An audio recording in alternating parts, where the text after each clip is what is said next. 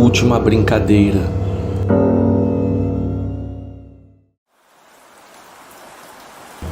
No interior do município de Viamão, na nossa terra no Rio Grande do Sul, aconteceu algo há mais ou menos 50 ou 60 anos atrás. Naquele tempo, era ainda mais interiorano e o caso se deu nas estradas rústicas da região. Poucos veículos sobre rodas passavam por lá, fossem carros, caminhões ou até mesmo carroças. O principal meio de locomoção para as grandes distâncias era o cavalo.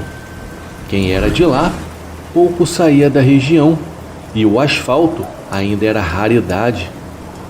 Uma viagem para a cidade, se não fosse de carona com caminhões que levavam a produção das pequenas propriedades, podia levar até um dia ou mais.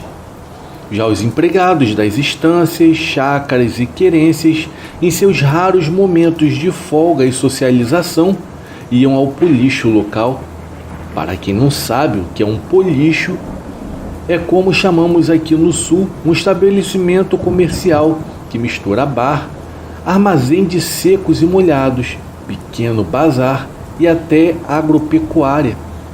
Esse tipo de lugar é bem comum aqui no sul do Brasil e no Uruguai, onde a palavra se originou.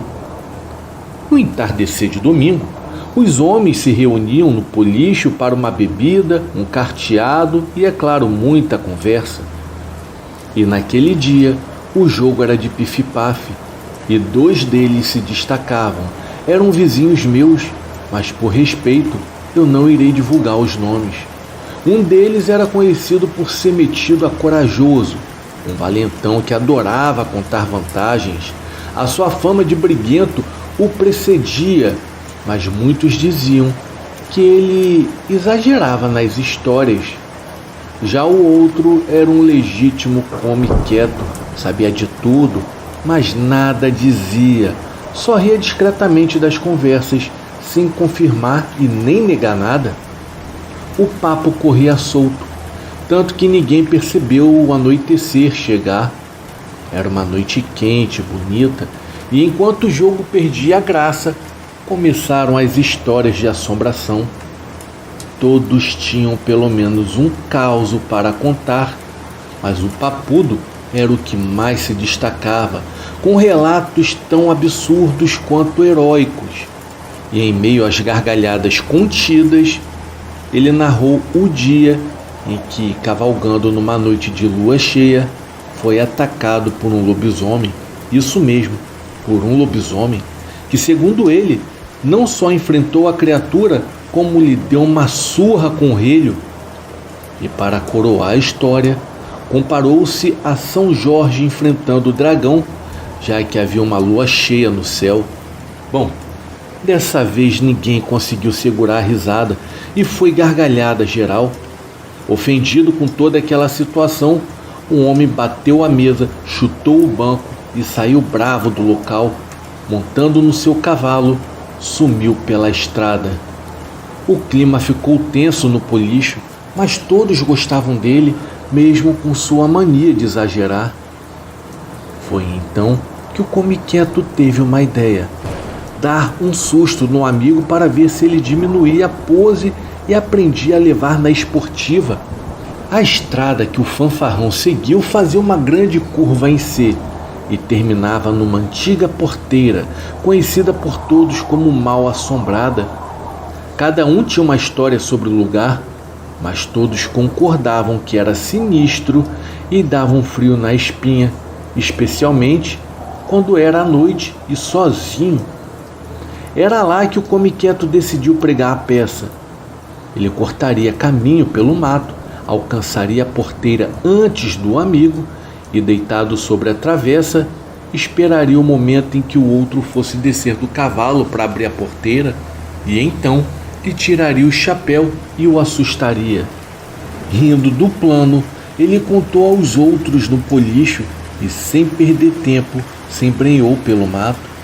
Enquanto isso, o tal fanfarrão, o mentiroso, seguia pela estrada e, ao chegar na porteira, estava apreensivo, mas o cavalo parecia tranquilo. pois dizem que cavalos sentem coisas do outro mundo. Talvez seja uma verdade, porque a calma do animal ajudava a acalmá-lo também. Mas quando ele desceu do cavalo e se preparava para abrir a porteira, algo inesperado aconteceu. O chapéu foi tirado da sua cabeça. Ele olhou em volta, mas não havia ninguém. O chapéu simplesmente havia sumido e em seguida uma risada ecoou perto demais para o seu gosto. Então o metido valente ficou completamente assustado. Ele girou o cavalo e disparou de volta pela estrada sem parar nem no policho, até alcançar o galpão de uns amigos, onde passou a noite. A única coisa que dizia era que nunca mais passaria pela porteira. No outro dia, ele foi até lá na porteira acompanhado de 2 amigos. Foi um deles que encontrou o chapéu sobre a travessa da porteira. Voltaram e, ao contarem a história, um riso tomou conta do lugar. No fim, até o dono da causa riu da peça que o Come Quieto tinha pregado, ou que ele pensou ter pregado, né? O riso teria continuado, se não fosse pela chegada de 2 fregueses habituais com expressões tristes e assustadas. Uns disseram que poderia ser obra de um marido traído ou de algum desafeto vingativo.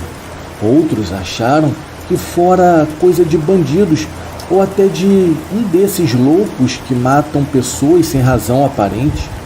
Houve até quem falasse em algo de um outro mundo. Porém, o que ficou claro era que o ocorrido envolvia faca. No matagal, entre o policho e a porteira velha, lá estava o Come Quieto, morto, esfaqueado pelas costas. Dizem que ele estava indo fazer uma brincadeira com um amigo quando foi surpreendido.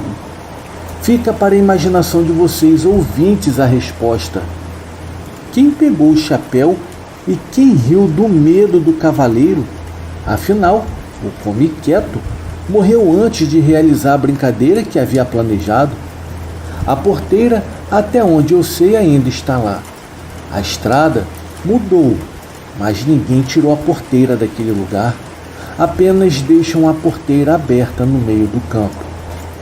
Para dizer a verdade, já pensei em ir até lá para ver o local de perto. Mas na verdade é que eu nunca fui. Quando eu tive a oportunidade, teria que ir sozinho. E sozinho, eu não vou mesmo. Eu acredito que existem coisas sem explicação e essa definitivamente foi uma delas. Boa noite.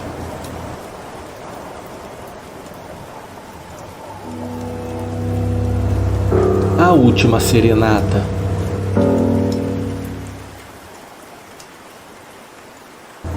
Olá, amigos do canal. O meu nome é Carla, eu tenho 80 anos de idade e moro em Duque de Caxias, na região da Baixada Fluminense, no Rio de Janeiro. Sempre que ouço essa música, lembro do meu querido pai, que já se foi há muitos anos. O meu pai era um grande admirador de Nelson Gonçalves e tinha todos os discos dele. Essa música em especial era que ele sempre cantava para minha mãe. Aliás, foi com ela que ele conquistou o coração dela em uma serenata que fez embaixo da janela do quarto onde ela dormia. Ele costumava chamá-la de deusa do asfalto. A história deles tinha muito em comum com a letra da música. O meu pai morava no morro e a minha mãe na parte asfaltada do bairro. Quando jovem, ela se casou aos 15 anos com outro homem, mas o casamento não deu certo por causa do vício dele na bebida. Pouco tempo depois de se separar, ela voltou para a casa dos meus avós. Foi então que o meu pai venceu a timidez e se declarou para ela. Não demorou muito para que eles se casassem. Naquela época, os namoros eram curtos e logo levavam ao casamento. 2 anos depois eu nasci. O meu pai era um homem extraordinário, carinhoso, atencioso, sempre sorrindo, fazendo palhaçadas e, acima de tudo, cantando. Ele era cantor de serestas e era chamado de O Seresteiro de Caxias. Aos fins de semana, Ele se apresentava em várias cidades e a sua voz, que diziam ser idêntica à de Nelson Gonçalves, fazia sucesso por onde passava. A minha mãe sempre contava que na época do lançamento de A Volta do Boêmio, as pessoas levavam os discos para que o meu pai os autografassem. Tamanha era a semelhança com o original. Com o tempo, ele começou a se apresentar fora da cidade e em outros estados e até mesmo em lugares distantes como o Acre. Apesar de todo o orgulho que sentíamos, havia uma tristeza crescente em casa. A minha mãe sentia muita ausência dele. Era difícil manter contato naquela época, nos anos 60. Não tínhamos telefone em casa e as cartas demoravam semanas para chegar. Às vezes ficávamos quase um mês sem vê-lo. Quando eu tinha 18 anos, ouvi sem querer uma discussão entre ele e a minha mãe. Ela dizia que sentia falta dele, que se sentia sozinha e que se era para criar a filha sozinha, preferia ter ficado na casa dos meus avós. Ele sempre argumentava que aquele era o trabalho dele e que ele não tinha estudo ou profissão, mas tinha um dom e que precisava aproveitar. A minha mãe então pediu para que ele ficasse mais próximo, mas ele sonhava em se tornar tão famoso quanto Nelson Gonçalves. Aquela discussão marcou profundamente a nossa família. No fim, acabou que eles se reconciliaram. O meu pai colocou a música Deusa do Asfalto na vitrola e eles se abraçaram. Eu, escondida por detrás da porta, entrei no quarto e me juntei a eles. Choramos todos juntos. Por isso essa música é tão especial para mim. Eu me emociono cada vez que eu a ouço. Não importa onde eu esteja ou quanto tempo tenha passado. Sempre começo a chorar quando eu escuto, pois ela marcou a última vez que a minha família esteve reunida. O meu pai partiu para uma viagem pelo sul e, segundo a minha mãe, ele ficaria fora por 2 meses. Antes de sair, deixou em casa todo o dinheiro que havia ganhado nos últimos meses e dessa vez também deixou o telefone do lugar onde estaria hospedado, cumprindo uma promessa feita a ela. Nos dias que se seguiram, a minha mãe parecia cada vez mais distante. Eu falava com ela, mas não obtinha respostas. Quando perguntava o que estava acontecendo, ela brigava comigo, mandando que eu cuidasse da minha própria vida. Eu raramente ouvia sua voz. Muitas vezes, a encontrava chorando pelos cantos da casa. Bom, essa época foi muito difícil para mim. Mesmo eu já tendo 18 anos e sendo considerado uma moça, eu não conseguia entender certas coisas. Os tempos eram outros e hoje eu vejo de forma bem diferente, mas naquela época foi um choque para mim.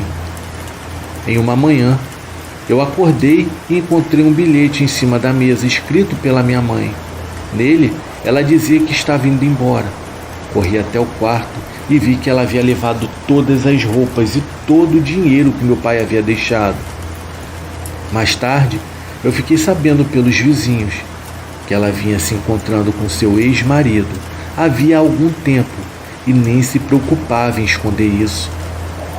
O meu tio, irmão do meu pai, conseguiu contatá-lo e contou o que aconteceu. O meu pai pediu para que o meu tio me levasse para a sua casa e cuidasse de mim até ele voltar. Quando retornou, honrando todos os compromissos, meu pai estava diferente. Ele parecia ter perdido toda a alegria de viver.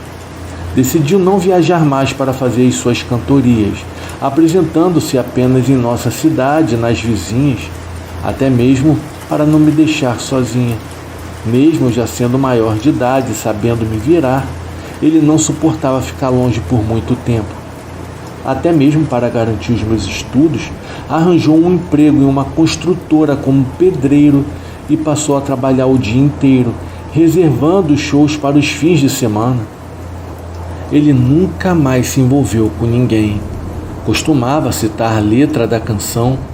E eu, triste boêmio da rua, casei-me também com a lua, que ainda é minha mulher. E assim ele ficou até o fim da sua vida. Certa manhã, a tragédia aconteceu. O meu pai caiu de um andaime enquanto trabalhava e morreu ali mesmo no local. Ele havia feito uma apresentação que durou até tarde na noite anterior e foi trabalhar sem dormir. Cansado, cometeu um erro ao prender o cinto de segurança e despencou de uma altura de 25 metros. Na lápide dele, eu fiz questão de mandar escrever: é cantando que carrego a minha cruz. Quando isso aconteceu, eu já estava casada. Ele já estava perto de se aposentar, mas não parou de trabalhar mesmo assim. Os planos dele era se aposentar e garantir uma renda mensal, e então, sim, continuar a fazer as suas serestas pelo mundo com os amigos. No dia em que ele morreu, antes da notícia chegar logo pela manhã, o meu marido já havia saído para o trabalho e a minha filha estava na escola.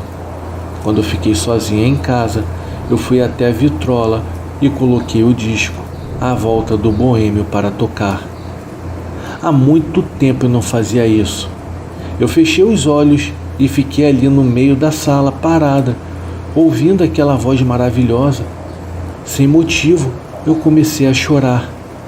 Eu tive a sensação de estar ouvindo a voz do meu pai, que realmente era bem parecida com a do Nelson Gonçalves, mas dava para perceber as diferenças, como o sotaque daqui do Rio.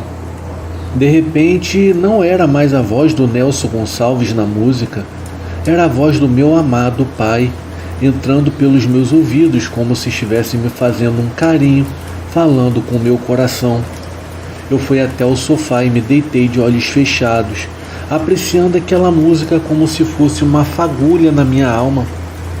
Eu não sei até hoje se adormeci, ou se eu entrei em transe, ou se eu estava bem acordada. Foi quando bateram na porta e eu fui abrir. Era o meu pai. Eu perguntei se ele estava ali há muito tempo, cantando atrás da porta, porque eu estava ouvindo a sua voz. Ele sorriu e disse que não, que tinha acabado de chegar. Ele estava com a roupa que usava para trabalhar, sujo de cimento e poeira, e a sua expressão estava bem mais serena e feliz do que costumava ser nos últimos tempos.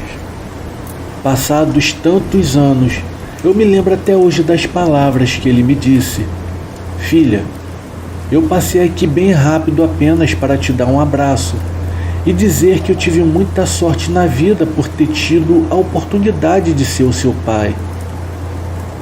Ao ouvir aquilo, os meus olhos se encheram de lágrimas e nos abraçamos por um longo tempo.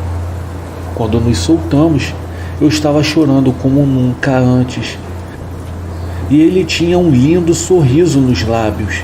E então ele me disse: obrigado por ter cuidado de mim, minha filha. Meu amor, eu te amo mais do que tudo nesse mundo. Nos abraçamos de novo. Eu o convidei para entrar, mas ele disse que estava na hora de ir. Me mandou cuidar bem da minha filha, como sempre falava, e se foi logo em seguida. Eu fiquei olhando ele ir embora até dobrar a esquina e desaparecer por completo. Voltei para a sala e continuei ouvindo o disco até o final, lembrando das palavras lindas que ele me dissera. Algumas horas mais tarde, meu tio veio me dar a notícia. Depois do desespero e da tristeza arrasadora, o que veio em seguida foi uma grande paz. Nunca contei a ninguém sobre a visita que eu havia recebido, até porque não tenho certeza até hoje se aquilo foi um sonho ou então uma realidade. No meu coração, eu sei que o meu pai foi se despedir de mim naquela tarde, deixando gravada em minha mente a certeza de que eu fui uma filha muito querida e amada. Todos os anos, no dia da sua morte, eu realizo um pequeno ritual para ficar mais perto dele. Acendo uma vela ao retrato dele em uma pequena prateleira do meu quarto e ponho o disco À Volta do Boêmio para tocar.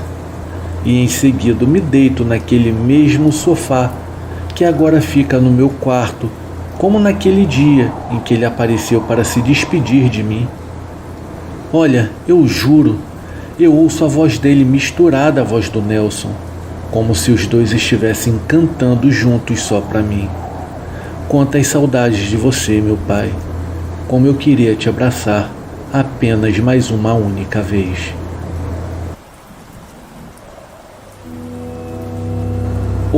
medo da criatura.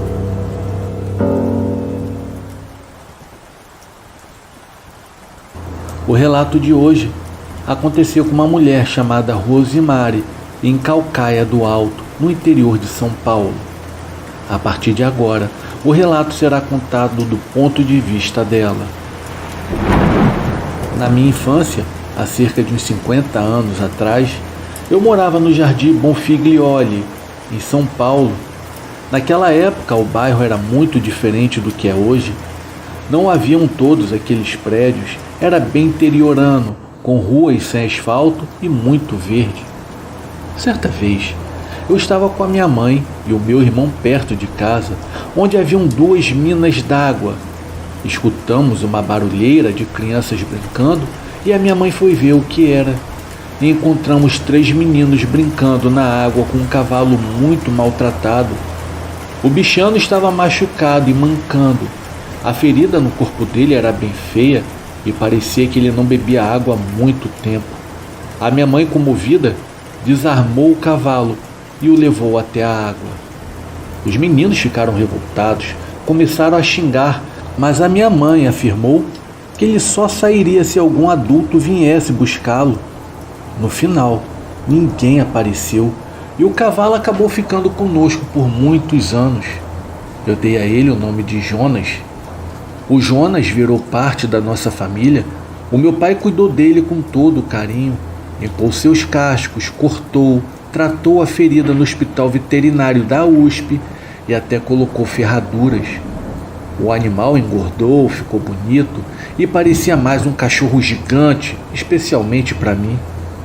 Certa noite, lembro-me perfeitamente que o céu estava claro, talvez por causa da lua, e tinha chovido no dia anterior. Durante a madrugada, Jonas começou a fazer um barulho, relinchando e batendo nas tábuas do cercadinho. Eu quis ir ver, mas a minha mãe não deixou.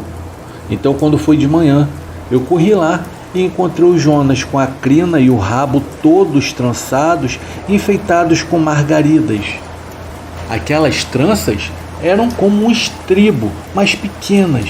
A minha mãe me pediu para desfazer aquilo e eu fui tirando as florzinhas.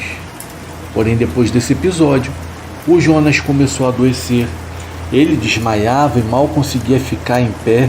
Ele voltou a ser internado no veterinário por quase 2 meses. Depois de muitas tentativas de recuperação, um vizinho que tinha um sítio em Pilar do Sul o levou para cuidar, mas nem sei o que foi dele desde então. Até hoje, tantos anos depois, eu me pergunto se aquelas tranças misteriosas tiveram algo a ver com aquela doença inexplicável. Anos mais tarde, no ano de 1996, eu já estava morando em Calcaia do Alto, um local da serra com várias plantações e pesqueiros. Eu acabei fazendo amizade com um rapaz e ficamos juntos por um tempo. Teve uma noite de lua cheia que ele me chamou para dar uma caminhada. Gostávamos de andar pelas estradas de terra, principalmente com aquela noite tão clara. A estrada que fomos era um tanto afastada do povoado. Estávamos conversando quando avistamos o que parecia ser 2 casais vindo pela estrada na nossa direção. Mas conforme nos aproximamos, logo percebi que aquilo foi mudando de forma e claramente não era gente. Parecia um animal do tamanho de um boi, mas de aspecto muito estranho. O rapaz, ao ver aquilo, encheu-se de pânico e correu, pulando um cercado e me chamando para fazer o mesmo. Mas eu não consegui. Eu fiquei paralisada de medo. Estávamos numa estrada com mato de um lado e do outro, e a lua no céu. Eu não conseguia me mexer, e aquela criatura estranha e deformada se aproximava, fazendo um clarão junto com ela. Então, aquilo parou na minha frente e em seguida viu o pior. Aquela criatura abriu uma boca imensa que mais parecia de um hipopótamo e emitiu um urro ensurdecedor. Aquele som horrível me fez tremer da cabeça aos pés. O rapaz do outro lado do cercado pegou paus e pedras e começou a jogar naquilo que se afastou aos poucos. Ele então pulou e veio me puxar, dizendo para corrermos logo dali. Depois de um tempo, já afastados daquela estrada. Eu perguntei o que era aquilo, e ele insistiu que era apenas um boi, mas eu disse que conhecia gado, e aquilo não tinha como ser um. Então, ele olhou em meus olhos e confessou: eu não sei o que era aquilo. Na verdade, eu nunca vi nada tão feio. Ele, que sempre lidou com bois e vacas, estava tão perplexo quanto eu. Aquele grito ainda está gravado na minha memória, e até hoje eu não sei o que era aquela criatura. Eu já contei essa história para inúmeras pessoas, mas ninguém soube afirmar o que era aquilo de fato. Só que muitos anos mais tarde, uma amiga de Minas Gerais me contou que o seu padrasto teve uma experiência muito parecida em uma mata certa vez, onde avistou uma criatura com essas mesmas características, que também soltou um berro alto, mas ele também nunca soube o que era aquilo. Então me pergunto, o que era aquela criatura? Será que ela é avistada em várias partes do Brasil? Pois o relato do padrasto da minha amiga ocorreu em outro estado, a muitos quilômetros, onde eu avistei aquilo naquela noite de lua cheia. Eu só sei que até hoje, quando eu saio para fazer as minhas caminhadas noturnas, eu logo me recordo daquela criatura misteriosa e o seu urro infernal. E então eu me pergunto se eu ainda irei vê-la de novo em algumas dessas noites. Segredos da Ferrovia do Diabo.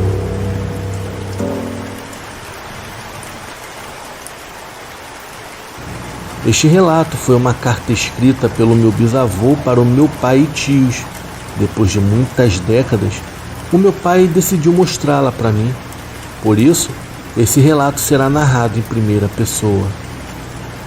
Dedico esta carta aos meus netos, tanto aos que conheci quanto aos que estão por vir. A minha intenção aqui não é deixá-los com medo, mas mostrar um lado da história que nenhum livro jamais contará. Os meus relatos são de dias de muita angústia e tristeza naquela construção maldita. É necessário deixar registrado o testemunho de que, além dos problemas que enfrentávamos naquele mundo, havia também aqueles que a ele não pertenciam. Abro mão do silêncio, algo que me custa muito, já que ele foi a minha companhia por mais de meio século. Eu não posso permitir que essa história morra comigo, pois poucos sobreviveram para contá-la. Porto Velho, 18 de outubro de 1984, Vô Marquinhos.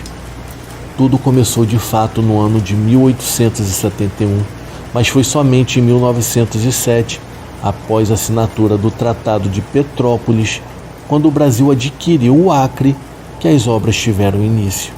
O objetivo era estratégico. Havia grande interesse em alcançar o Atlântico pelos rios Madeira e Amazonas, criando assim rotas de comércio para a borracha. Uma construtora americana foi contratada e, junto com ela, vieram mais de 20.000 trabalhadores, entre eles brasileiros e estrangeiros. A construção da ferrovia ganhava forma, trilho após trilho, num progresso desordenado que avançavam mata adentro. Todos os dias chegavam novos trabalhadores. Eles se submetiam ao sol escaldante e às chuvas torrenciais, muitas vezes adoecendo gravemente. Perdemos muitos homens ao longo da construção, seja por ataques de índios, afogamentos ou até mesmo doenças tropicais. A vida nas clareiras era extremamente difícil. Não havia saneamento básico e trabalhávamos arduamente, em meio ao risco constante de contrair doenças como febre hemorrágica, malária, disenteria e outros males que assolavam a região. Você consegue imaginar a nossa alegria quando o Dr. Oswaldo Cruz, hoje tão renomado, levou saneamento básico para aquele lugar? Contudo, mesmo com essas melhorias, as noites eram quase impossíveis de suportar. Rezávamos em silêncio, aterrorizados pelos sons da mata e pelo medo dos rios infestados de piranhas famintas que por vezes atacavam os trabalhadores. As nossas orações precisavam ser discretas, pois a prática religiosa era proibida, assim como qualquer tipo de bebida alcoólica. Tudo o que eu contei até aqui são fatos que qualquer pesquisa pode confirmar. Mas o que eu quero compartilhar com vocês agora é algo muito diferente. É uma história real e muito triste que nunca foi contada por aí, porque a maioria dos que vivenciaram morreu ou está emocionalmente destruída até hoje. Naquela noite, um boato corria pelos alojamentos, pois um grupo de trabalhadores que estavam a 50 quilômetros atrás nos trilhos haviam sido atacados pelos hostis patinins, como chamávamos os índios locais.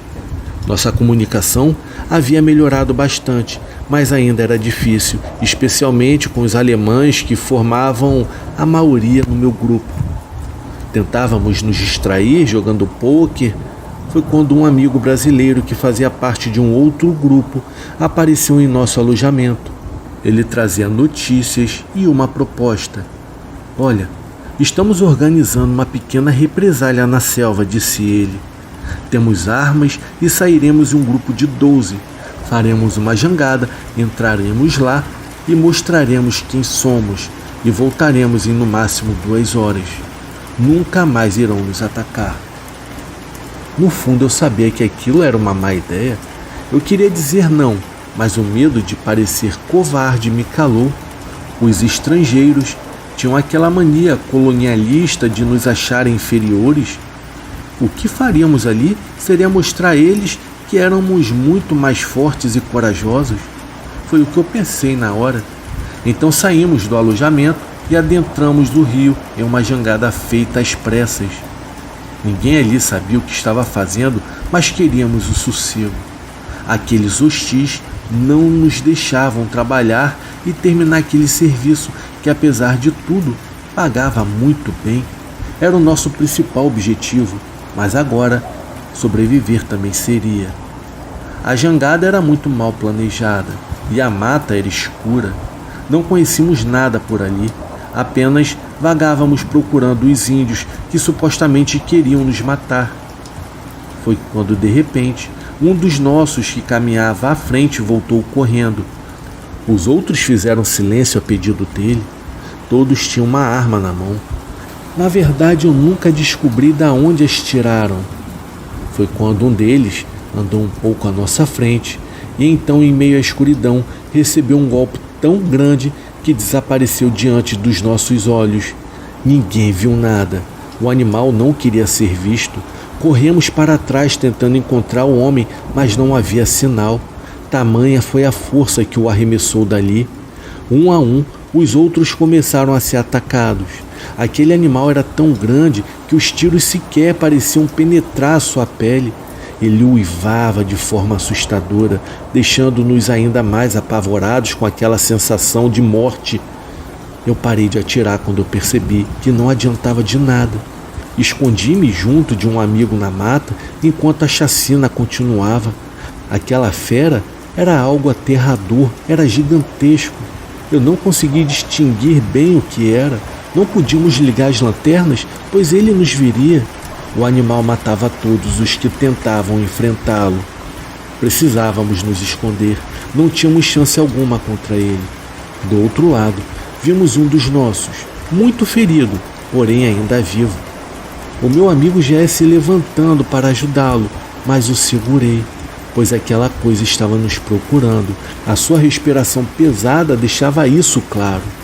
Ficamos em silêncio, apenas observando, até que vimos o outro rapaz sendo arrastado, tentando escapar daquela coisa. Nos seguramos para não atirar contra aquela coisa. As nossas vidas estavam em jogo. Sentimos muito por aquele momento, mas de repente algo nos segurou por trás, tampando as nossas bocas. Mal conseguimos respirar. Fomos arrastados para a mata oposta àquela em que tínhamos sido atacados. Fomos desarmados em seguida e caminhamos amarrados até ouvirmos o barulho das águas do rio. Logo entendemos que os nossos captores eram os índios caripunas. Para nossa surpresa, eles não eram hostis. Na verdade, eles eram nossos heróis. Nos colocaram na jangada e atravessaram o rio conosco, levando também o outro rapaz que estava gravemente ferido. Infelizmente, ele não resistiu aos ferimentos, tornando-se mais uma vítima entre os quase 10.000 mortos na construção da ferrovia Madeira-Mamoré. O sepultamos ali mesmo, no cemitério da Candelária, criado para atender a demanda de mortos. Era mesmo a ferrovia do diabo. Optamos por não falar do ocorrido, temendo sermos responsabilizados pela morte. Então, quando foi no ano de 1912, a construção dos 360 quilômetros de ferrovia chegou ao fim, mas logo depois o ciclo da borracha entrou em declínio e o lucro da ferrovia durou apenas 2 anos. Bom, e 10.000 vidas pagaram o preço da modernidade. Aquilo ali que nos atacou parece ser um lobisomem. Eu não sei o que era, mas com certeza era algo, digamos, do mal. Não era algo dessa terra. Era algo muito além do que nós podemos imaginar.